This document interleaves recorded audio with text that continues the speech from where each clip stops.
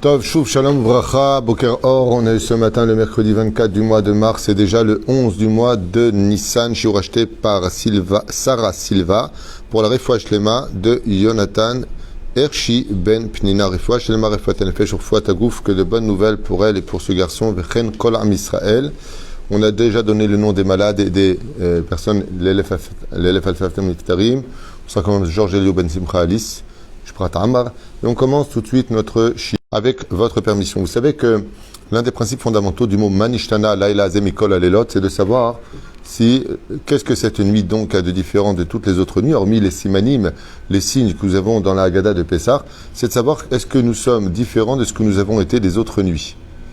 C'est-à-dire, est-ce que nous avons été capables d'évoluer, est-ce qu'on est capable de devenir meilleur. Vous savez que la Géoula, c'est un monde meilleur.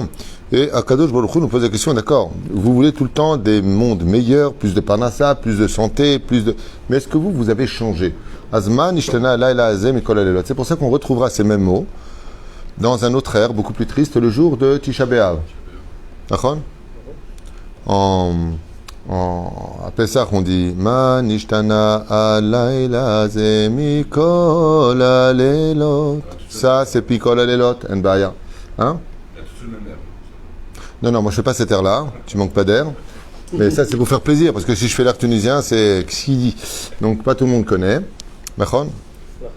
Tandis qu'à Tisha B'Av, l'air est différent et on chante Manishtana Laila Azem Mikol Alelot. Au lieu d'être assis à table, nous sommes par terre. Au lieu de manger de la viande, nous ne mangeons pas. Au lieu de ceci, au lieu de cela. Donc pourquoi? Parce qu'en fin de compte, quand on arrive à Tisha B'Av, qui tombe toujours la même nuit que le Seder de Pessah, eh bien, si on arrive à Tisha B'Av, c'est un signe pour nous qu'on n'a pas changé. C'est-à-dire qu'on est toujours dans ce monde de destruction, et le côté extrêmement péjoratif de la fête, de la fête, on peut dire aussi de Tisha B'Av, parce que c'est un chag, c'est pour ça qu'on ne fait pas les tachanunim, eh bien, c'est nous faire comprendre que si Chaz Veshalom, de Pessah jusqu'à Tisha B'Av, on arrive encore à Tisha B'Av, c'est qu'on a fait une cérémonie religieuse de Pessah. Je répète, une phrase qui paraît très anodine, mais qui est d'une importance vitale, c'est que si Chaz Veshalom, nous arrivons, après avoir fait la fête de Pessah, à malheureusement être encore assis par terre à Tisha B'Av, cela vient démontrer que nous avons été des petits religieux très gentils, cérémonial, de « Allez, matzazo !» et qu'on n'a absolument rien changé, comme si on faisait en fin de compte une pente de ski qui n'en finit jamais, à faire des slaloms entre les fêtes, les unes après les autres, alors que le but c'est d'arriver pour être champion du monde. Et donc, ça veut dire quoi, champion du monde? Pérouche à la qu'on devienne meilleur que ce que nous avons été. Et c'est pour ça qu'il y a un lien direct avec Pessah et Tisha B'Av. Vous voyez que, d'une certaine façon, ce sont deux fêtes qui doivent être extrêmement importantes, puisque la fête de Tisha B'Av deviendra la fête la plus joyeuse de tout le judaïsme à la fin des temps. Ça deviendra un Yom Tov, mais un Yom Tov qui durera extrêmement longtemps, puisque selon certaines opinions, du 17 Tammuz jusqu'à Tisha B'Av, ce sera des Yom Tovim. Et il y en a qui disent que le 17 Tammuz deviendra un jour de Yom Tov, et ce sera Chol HaMoed jusqu'à Tisha B'Av. Il y a plusieurs opinions, hein? C'est fou. Ça va être la fête dans le judaïsme. Mazel Tov, toute la journée. Hein, toute la journée. Alors, quand est-ce qu'on va commencer le régime?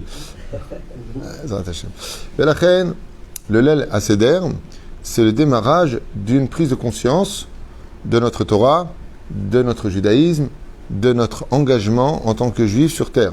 Et c'est pour cela que les Chachamim nous ont dit Harel lo ishtatef.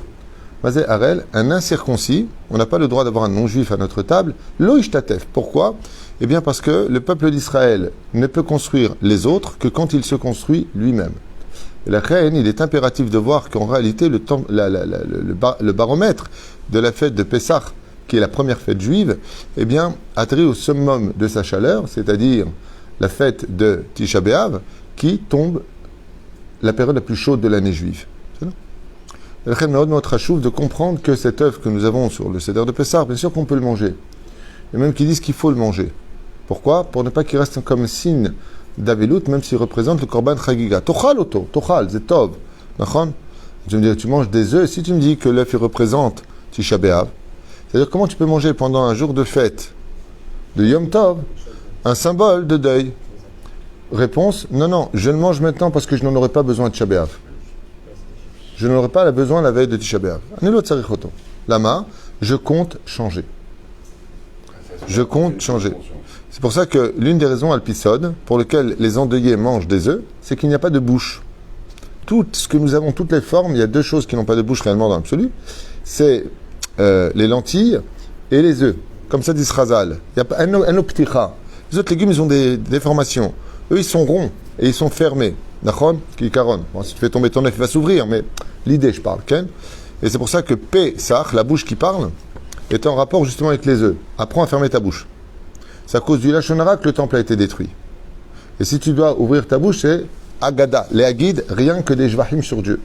C'est pour ça que Tikkun principal, d'ailleurs de toutes les fêtes, vous avez remarqué, chaque fête vient représenter quelque chose. D'accord ? Pessah, on vient réparer quel membre ? La bouche. Pessah, c'est les Agid. Toute la mitzvah de Pessah, c'est sur la parole. Mais pas que Pessah. La Agada. La matzah, quel membre ? La bouche. Les verres de vin, quel membre ? La bouche. La Agada, la bouche. La ficomane, la bouche. Tout est relié à la bouche. Et donc on comprend pourquoi la fête de Pessah est reliée à Tisha B'Av, parce que Tisha B'Av existe à cause de nos sales bouches. Lachon Hara, Moti Shem Ra, Sinat Chinam, mauvaise parole. Donc pour réparer la bouche de Tisha B'Av, eh bien on a intérêt à comprendre que les bouches nous ont été données sur terre par le Créateur du monde que pour les Shabbat Choto. Et l'une des plus belles louanges que l'on puisse faire à Dieu, c'est dire du bien de ses enfants. C'est pour cela que la Haggadah ne peut pas se passer d'une certaine façon si tout le monde n'est pas à table. Chez Nehemar, Chacham, Racha, Tam, chez Eno Yadal Sh'ol. On aurait pu poser la question, si on parle de Korban Pessah, si on parle de raconter la sortie d'Égypte, on sait que les Réchaïm ne sont pas sortis du pays d'Égypte, à part deux Réchaïm qui sont sortis d'Égypte. C'est Datan et Aviram.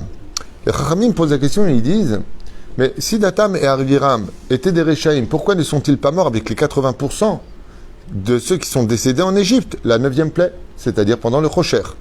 Réponse, parce qu'ils auraient pu dire à Pharaon que Moshe est en train de bananer Pharaon, lui prétendant partir 3 jours et revenir. Nelech Lisboach Lachem, on reviendra après 3 jours. Étant donné qu'ils n'ont pas parlé, alors leur bouche pourra raconter Pessah. Vous voyez que le tikkun de Datan et Aviram a été parce qu'ils n'ont pas parlé, en disant à Pharaon, c'est pas vrai, il compte partir dans le désert. D'accord ? Quelle était la condition ? Pourquoi Pharaon court derrière après le 7e jour ? Eh bien, parce qu'il a dit, nous partons, nous reviendrons. Il dit, hey, Kibaraham, il s'est enfui. D'où tu sais qu'il s'est enfui ? Mais ils sont déjà au 7e jour. Comment tu veux qu'ils reviennent au bout de 3 jours ? Donc Pharaon dit, hey, mon cher Rabbeinu a sourd de mentir, mais Dieu lui a ordonné de coincer. Pourquoi ? Parce qu'on ne récupère que la monnaie de sa pièce. Hein. Tu donnes une pièce, tu récupères la monnaie de ce que tu as donné. Comme tu n'as pas cessé de mentir en disant, arrête la plaie, je laisse partir. Comme dit le roi David, avec les jambes tordues, soit 2 fois plus tordues. Tu veux te la jouer tordue, 2 fois plus tordue. On récupère que ce que l'on est.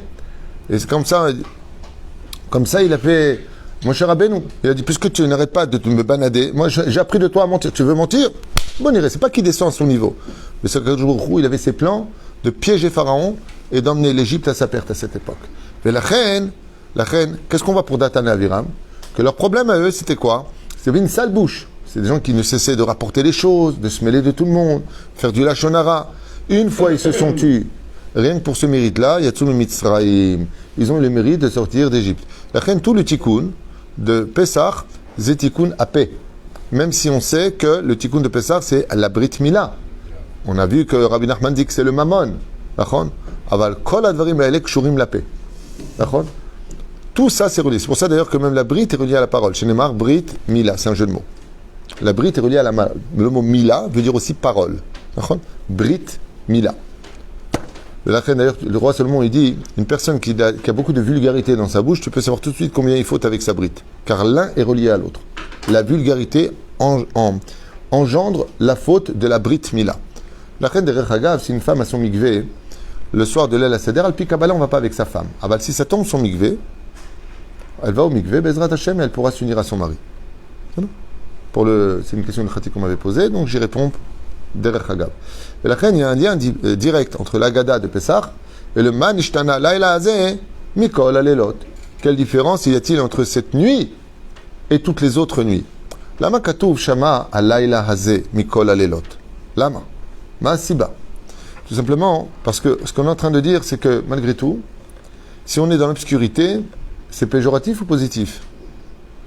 C'est péjoratif. L'obscurité représente donc le côté obscur. Ça veut dire que, est-ce que tu es sorti de ton obscurité? Ma nishtana alayla hazeh mikol alelot. Si vous observez bien, la lettre qui est employée, les deux mots sont employés, c'est les lettres du mot ma. Ma, c'est mem he. Mem he. Vous savez que je vous fais un cours que je n'avais pas du tout prévu. J'ai ouvert le livre pour faire autre chose et je suis parti sur autre chose. C'est comme ça dans ma tête. Je fais n'importe quoi, moi. J'ai vu le mot ma, j'ai dit. Voilà. C'est intéressant quand même. Alors, Mazema, vous savez qu'il existe 4 niveaux d'élévation pour un homme. Le plus bas des niveaux pour dire homme en hébreu, c'est Enosh. Vous savez quoi Enosh en hébreu, Eric? Homme. Mais c'est le plus bas niveau. C'est pour ça que le mot Enosh vient du mot de Bezrat Hashem, du mot humanité. Enoshut, on dit en hébreu. Mazé Enoshut, humanité. Donc, tous les humains. Dans un humain, on peut comprendre des qualités et beaucoup de défauts. Ça donne. Ensuite, il y a un autre degré. Gever. Shon Gvura. Ensuite, il y a un autre niveau qui est très élevé. Ish. Allez, va qu'on soit des Ishim. C'est-à-dire, ou des Anashim, si vous préférez. On dit en hébreu les deux. Ishim aussi. Et le plus haut de tous les niveaux, c'est Adam. Si je regarde bien la gematria du mot Mem He, Mem 40, He 5. En tout, 45. Adam, 45. Ma Nishtana. Est-ce que l'homme qui est en toi a enfin changé? Ma Nishtana Laila Hazeh. Ça veut dire, est-ce que tu es devenu différent? Et qu'est-ce qui fait d'un homme un homme? Si on a vu que Enosh, Gever et Ish sont empreints de qualité ou pas, par exemple, le côté péjoratif du mot Ish, c'est quoi? C'est qu'il n'est pas marié. Adam, c'est quand il est marié. Donc, il est incomplet en tant que Ish. Adam, c'est l'homme parfait. C'est pour ça d'ailleurs qu'on dit Titnae kemo ben Adam.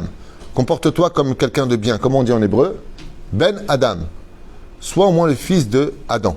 Perouche Adavar, Aleph Dalet Mem. Ok? Et la reine, le mot Adam, c'est une complétude. C'est quelque chose qui vient les hashlim et tachaser. Est-ce que Béhémet, tu te comportes comme un Adam? Et Adam est dépendant de quel mida? Donc comment on traduit le mot Adam en hébreu, en français? Homme. Ouais. Qu'est-ce qui définit qu'un homme est un homme dans le judaïsme?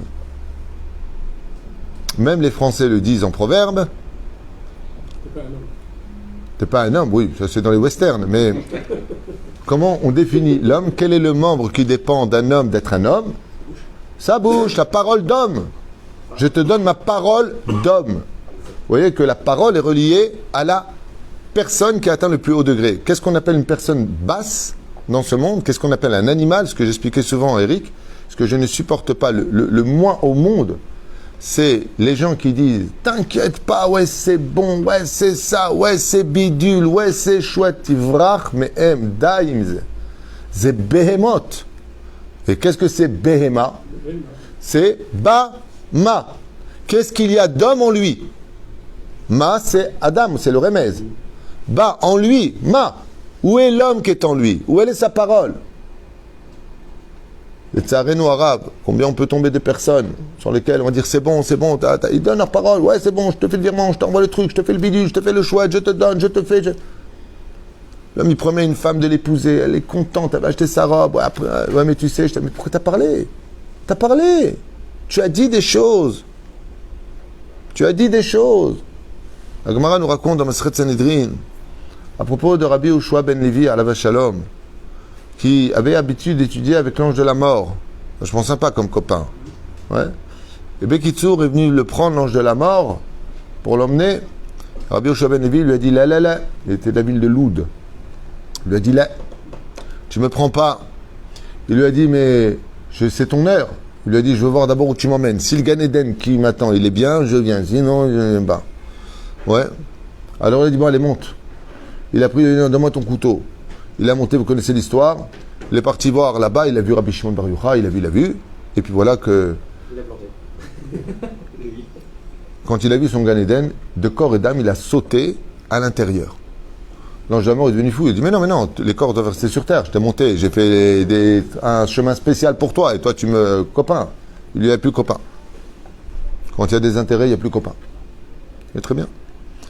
Bekitsour, l'ange de la mort, il s'est pris une traha par Rabbi Yoshua ben Levi. Et à la fin, Rabbi Yoshua ben Levi, quand il reçoit l'ordre, l'ange de la mort, d'aller sortir de Beko à Rabbi Yoshua ben Levi, pour arrêter l'ange de la mort, Rabbi Yoshua ben Levi a fait un éder. Il a dit, je jure sur le nom de Dieu que je ne quitterai pas le Gan Eden. Et là, l'ange de la mort, il s'est arrêté net. Wow! Il a dit, tu viens me faire une joie. Qu'est-ce que tu m'as fait? Tu veux que j'aille au chômage ou quoi? Tu vois que je sois viré? Qu'est-ce que tu m'as fait? Et là, ils ont réuni le Sanhédrin d'en haut. Et le Sanhédrin ne savait pas quoi faire avec Rabbi Yoshua ben Levi. Le corps est en haut. Le corps est en haut au Gan Eden. Le corps, c'est pas un endroit pour un corps là-bas. Ils ont été voir Akadosh Baruch Hu, ils ne savaient pas quoi faire. Akadosh Baruch Hu, il a dit, regardez depuis sa naissance. Est-ce qu'une seule fois, depuis qu'il est né, jusqu'au moment où il est arrivé dans son Gan Eden, il est revenu une seule fois sur sa parole? Miyad Patroulo Atatik, ils ont ouvert son livre de vie. Que tout ce qu'il a dit, toute sa vie, il n'est jamais revenu dessus. Il a dit à Kadosh Baruch Hu, il revient à l'enu. On ne peut rien faire. Quand on atteint le niveau d'Adam Arishon, on ne peut rien faire. Maintenant, on comprend la Gemara. Adam Arishon, il a été créé quand? Comment? De corps et d'âme, entre guillemets, au niveau du Pshat, je parle, au Gan Eden. Il dit, celui qui se comporte comme un homme, celui qui devient un homme, il peut rester comme Rabbi Yoshua ben Levi. Pourquoi? Parce qu'il avait une vraie parole. Mais la fin, tout le tikkun de Pessah, c'est la bouche. La première teshuva. Quand on pose la question, qu'est-ce qu'on peut étudier à Pessah? Bien sûr, tu peux étudier du Pele Yoetz, on a vu que c'était très important. Tu peux étudier Masechet Psachim, les Mishnayot de Psachim. Tu peux étudier les lois de Yom Tov, les lois de Chol HaMoed. Ouais, mais il y a une étude à faire à Botaï. Il y a une étude qu'elle est Sgan Fine, la journée de Yom Tov et pendant Chol HaMoed. Il chot la Shonara. Parce que tout le tikkun de Pessah, c'est la bouche. C'est pour ça que, qu'est-ce qu'on va habituer la bouche? Les haguides, ce que tu sors, c'est que de la Torah. Et ce que tu rentres, c'est que des mitzvot. Les cadres de vin, la ficomane, les abarkazetot, les matzot que tu vas manger. Tout ce que tu touches à la bouche, c'est là-bas. Le tikkun, c'est la bouche. Zéa tikkun shel Pessah. Mais la reine, Kshebeni Israël Yatsou, si on commence la Haggadah de Pessah avec des chants, on le finit avec le chant. Azeh Moshe, 7e jour de Pessah. Vayosha Hashem, et Akadosh Baruch Hu, qu'est-ce qui a marqué là-bas? Il a entendu le chant des enfants d'Israël, parce qu'ils ont rendu leur bouche propre. Et on a vu que dès qu'ils ont commencé à se plaindre, ouais, c'est pas bon, ouais, c'est pas ça, je fais pas ce qu'il faut, ils ne nous donnent pas à boire, ils ne nous donnent pas à manger, et si nous a mangé, c'est pas vraiment ce qu'on aime. Ah, leur bouche, comme je vous l'ai dit tout à l'heure, Amarshlomo Amelech Alav Shalom, Shomer Piv Ulshono, Shomer Mitzarot Nafsho, celui qui retient sa bouche, d'arrêter de dire des bêtises. Comme je l'ai dit tout à l'heure, je répète pour ceux qui ne le savent pas. Souvent on dit, ouais, on m'a mis l'œil, ça bloque. Ce qu'on ne sait pas, c'est que dans son bureau, à la maison, une discussion comme ça au téléphone, on parle. Et qu'est-ce qu'on parle? Ouais, de toute façon, j'ai pas de chance, j'ai jamais eu de chance. Une fois, j'ai souhaité à une Kala, je lui ai dit, Bezrat Hashem Zibou Gagoun, si Dieu veut un bon khatan pour toi. Ah, jamais de la vie, moi. Je me marierai jamais. Comme elle a eu 2 échecs dans les Shidduchim, je lui ai dit, jeune fille, tu viens de te maudire. Tu viens de dire jamais de la vie. Si Chaz Veshalom, ta parole monte, même si, c'est sûr que c'est sur l'effet de la colère. Pourquoi tu ouvres ta bouche? Pourquoi tu ouvres ta bouche? C'est pour ça qu'on mange l'œuf. L'œuf, il est fermé. Chagiga. C'est Korban Chagiga. Vous pouvez me traduire le mot Chagiga, ça veut dire quoi? Fête. Chagiga, c'est fête. Celui qui ravale sa langue, il peut se permettre de fêter la Torah. Korban Chagiga. L'œuf, il représente le Korban Chagiga et le Korban de, et quoi? Et Tisha B'Av. D'un côté, la fête, de l'autre côté, le deuil. Tu sais que l'œuf, il n'a pas de bouche. Alors ferme ta bouche. Vous avez remarqué que de toutes les nourritures que nous avons, toutes les nourritures, prenez n'importe quoi, un gâteau, du pain, ce que vous voulez. Vous arriverez quand même à sortir des mots. Mettez un œuf dans la bouche, essayez de parler. On s'étouffe automatiquement. Quand tu rentres l'œuf, il vient t'éduquer à apprendre à te taire. Apprends à te taire. Et si malheureusement tu te permets de parler des bêtises, Alors qu'est-ce qu'on fait à Tisha B'Av? On va parler. On va parler que de malheur. On va parler du livre de Echa. On va parler de Masechet Gittin, destruction du temple, de Job, Yov, avec tous ses malheurs, 42 chapitres. Ah, t'as voulu parler? Alors tu veux parler dans le malheur. La fête de Pessah, c'est le démarrage d'une date qui nous apprend à diriger nos paroles dans le positif, dans l'amour du prochain et d'apprendre à se taire. Akadosh Baruch Hu te dit, tu vois, Arba Banim d'Ibra Torah, même le rachat, il est à table. Il est à côté de toi. Parce que pour un père, un fils, ça reste un fils. Israël Shechatou, Israëlou. Même si le peuple Israël a fauté, ça reste les enfants d'Hachem. Ne dis pas du mal de mes enfants. Tishmor à la paix shelcha. Vous voyez, je vous ai tous réunis parce que pour un père, le plus beau cadeau qu'il puisse avoir, c'est tous ses enfants. Quand le papa il voit tous ses enfants réunis, avec les petits-enfants et les petits-petits-enfants, vous savez ce qu'il obtient? Une chose que personne ne peut lui offrir. Ni le pouvoir, ni l'argent. Quand on a une grande famille et qu'on est en haut de la pyramide, qu'on est le père, le grand-père, l'arrière-grand-père, on est roi. C'est pour ça qu'on est tous des rois, le Seder de Pessah. C'est la fête de toutes les fêtes juives, disent les Chachamim, j'ai lu ça cette semaine. En chag, shemekabet, c'est amishpacha comme chag shel Pessah. Aucune fête, ni Shabbat, ni Shavuot, ni Sukkot, ni les fêtes de Hanouka ou Pessah, ou Purim. Aucune fête ne réunit autant la famille que la fête de Pessah. Vous savez pourquoi? Parce que si tu n'as pas ta famille à Pessah, tu ne peux pas être roi. Tu ressens un vide. Hein? Parce qu'un roi qui n'a pas de peuple, un roi qui n'a pas sa famille, il est le roi de qui? Et un roi, c'est l'exemple de la parole. Je finirai avec ça. Quelle est une des choses qui peut condamner une personne face à un roi? S'il prend la parole sans l'autorisation. C'est ce que dit Esther. Comment tu veux que je me présente? Il ne m'a pas appelé. Et elle prend la parole. Mais qui t'a donné la parole? Parce que ce qui fait d'un roi, un roi, le manishtana, là il a zemikol alelot. C'est ce qu'on appelle un roi. Par exemple, on a 248 membres, 365 tendons. Qu'est-ce qu'on appelle un roi? Dans la première Mishnah du 4e chapitre de Masechet Avot qu'on va étudier. Ezeu Gibor, qui est le héros? Akovesh et Titzro. C'est celui qui contrôle ses pulsions animales. C'est dur de ne pas insulter une personne qui t'a fait du mal. C'est dur de ne pas le maudire quand il t'a fait vraiment du mal. C'est dur de ne pas l'insulter quand il t'a dit du mal. Et toi, tu es comme ça. Il retourne qu'il fasse tes chouvas, qu'il s'arrange. Ezrat Hashem, tu t'en vas comme ça. Heureux, t'as envie de le bouffer. T'as envie de l'éclater. T'as envie de... Hein? Peu importe. Non, se travailler, c'est pas hypocrite. Ce qu'il faut, c'est faire taire le... C'est pas grave. À quelques instants plus tard, tu vas te rendre compte que quand tu voulais dire du mal, regarde bien ce que je te dis. Quand tu as voulu dire du mal, insulter une personne qui t'a fait du mal et que tu t'es retenu, 2 à 3 minutes plus tard, quand ça redescend, tu es fier de toi. Ça t'est arrivé. Tu verras que quand ta femme, elle te fait un coup de vis, et là, tu as envie de... Ok? Et tu laisses passer. S'il t'a pas entendu, pas parce que tu as peur, hein. Parce que moi, il me dit, moi, ma femme, je n'ai jamais rien. Je dis, pourquoi? Il me dit, parce que tu la connais pas, voilà, elle arrive. Elle était comme ça, sa femme. Ah, Eric, il m'a dit, il dit jamais rien avec sa femme.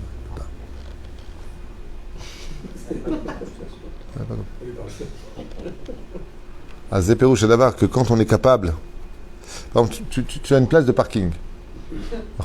Ça nous énerve. Vous savez que le parking, ça nous énerve tous. C'est qu'il y a des gens, il y a eu des meurtres avec le parking. C'est pas une place, le mec qui prend un couteau, il a planté l'autre. Ouais. Et toi, à ce moment-là, tu cherches une place, puis il y a quelqu'un qui vient en même temps que toi. Vous êtes arrivés en même temps. C'est le premier qui cède. Ouais. Celui qui la prend, il est content. En plus, ça, il te fait en général rarement « Merci ». Tu dis « Heureusement que tu me l'as laissé, hein ?» Bon. Pas tout le temps. Ouais. Mais quand tu sais la personne, bon, je vais chercher ailleurs. Ce serait magnifique qu'il dise non, je t'en prie, alors puisque tu m'as fait ça, prends la place. Surtout s'il y avait 2 places de parking.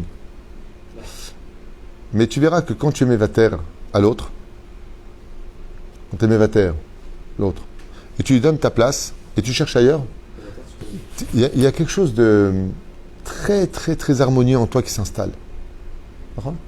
Et pour pouvoir y arriver, il faut arriver à un tel degré. Je voudrais vous poser une question. Grâce à Dieu, on est amis.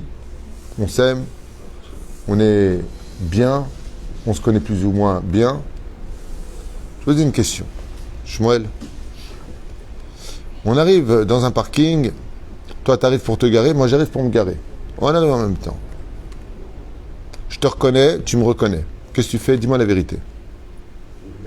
Tu me laisses la place. Pourquoi? Parce que tu m'aimes, parce qu'on est amis, parce qu'on est ensemble. D'accord? Maintenant, je suis le même personnage, mais tu ne me connais pas. Eh ben là, peut-être que non, tu vois. Là, c'est sûr que non. C'est toute la différence. La différence, c'est de savoir est-ce qu'on se reconnaît en tant que famille ou pas. Si à mes yeux, tu es un étranger, et c'est marrant parce qu'en Israël, il y a un truc qui me fait vachement rire. Quand il s'agit de procès, de police, de machin, de trucs d'immeubles, maintenant un truc qui n'a rien à voir, c'est des lois, c'est des conventions. Mais je comprends pas, on est en juif, entre juifs, pourquoi m'a mis le PV? Marrant, d'un coup, tu veux qu'il te reconnaisse. Mais lui, il te dit, monsieur, moi je ne vous connais pas. Quand on est touché par le problème, on en veut à l'autre juif, on dit, mais c'est pas un pays de juifs ici. Qu'est-ce qu'on est dur entre nous, qu'est-ce qu'on est mauvais entre nous. Vous avez compris? Ça nous intéresse quand on est touché. Mais est-ce qu'on s'est posé la question de l'autre côté? C'est quand tu vois un paquide à la mairie pour la Arnona. Ouais. Tu la vois, la fille avec sa Magen David, elle te parle. Je suis désolé, on ne peut pas vous faire d'Arnona par rapport à l'ordinateur. Tu ne peux pas faire l'Arnona, tu ne fais pas ce que tu veux.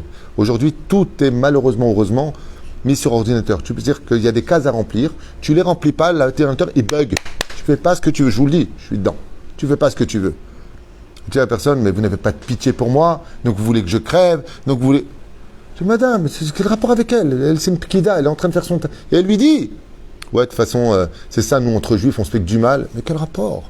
Quel rapport? Quel rapport? Il y a des choses qu'il faut comprendre. Il y a des choses qu'il faut accepter. Est-ce que Dieu nous aime plus que tout le monde? Oui. Alors pourquoi des fois on est des épreuves? Parce qu'il y a des conventions, il y a un contrat, ça s'appelle la Torah. Tu fais, tu as, tu fais pas, t'as pas. C'est Péroucha d'avoir. Enfin, tout l'aile à Seder est relié à cette grande dimension. C'est que le soir même du Seder de Pessah, on répare la possibilité de ne plus jamais s'asseoir à Tisha B'Av. Tout ça parce qu'on aura soigné un des membres essentiels. Et vous savez que chaque fête, par exemple, Sukkot vient réparer quoi? On n'a pas le temps, les mains. Toutes les fêtes de Sukkot sont reliées aux mains. C'est-à-dire, on les herbat à minime, on les secoue. La soukha se fabrique avec la parole, se fabrique avec les mains. Chaque fête, Shavuot, quel membre on répare? Bonne réponse, les yeux. Vezot Torah, on ne dort pas de la nuit, c'est les yeux qu'on vient réparer, et ainsi de suite. Chaque fête vient réparer un des membres, c'est pas le sujet d'aujourd'hui, juste que vous sachiez. Et la fête de Pessah, eh bien c'est la bouche. Baruch Adonai l'olam amen.